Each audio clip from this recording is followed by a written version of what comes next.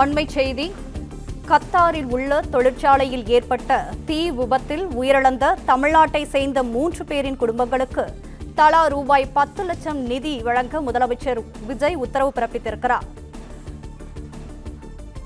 உயிரிழந்தவர்களின் உடல்களை விரைவில் தமிழ்நாட்டிற்கு கொண்டுவர நடவடிக்கை எடுக்கப்படும் என்றும் முதலமைச்சர் விஜய் உத்தரவிட்டிருக்கிறார்.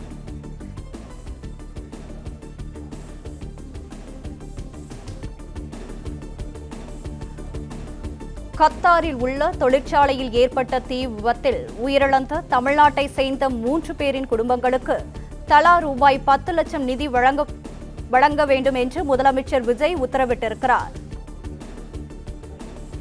கூடுதல் விவரங்களை எமது செய்தியாளர் மகேந்திரன் வழங்க கேட்கலாம். மகேந்திரன், வணக்கம். இது குறித்தான விவரங்கள். கத்தார் நாட்டில் ஏற்பட்ட தீ விபத்தில் உயிரிழந்த தமிழ்நாட்டைச் சேர்ந்தவர்களின் உடல்களை தமிழ்நாட்டுக்கு கொண்டுவர நடவடிக்கை எடுக்கப்படும் என்று முதலமைச்சர் விஜய் தெரிவித்திருக்கிறார்.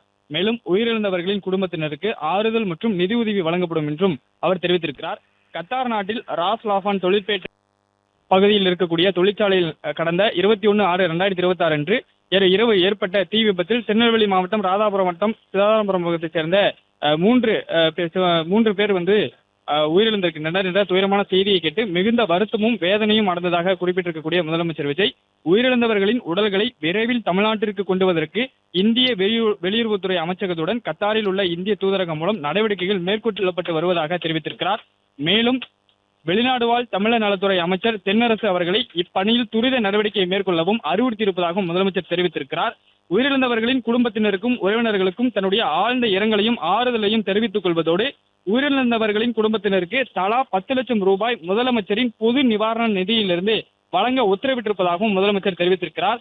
இந்த விபத்து தொடர்பான விவரங்களை அறிந்து கொள்வதற்கு அயலக தமிழர் நலம் மற்றும் வருவாய்த்துறையின் தொலைபேசி எண்கள் கொடுக்கப்பட்டிருக்கிறது. பிளே ஸ்டோர் மற்றும் ஆப் ஸ்டோரில் இருந்து பாலிமர் செயலியை QR கோடு மூலம் பதிவிறக்கம் செய்யுங்கள். செய்திகளை உடனுக்குடன் பெறுங்கள்.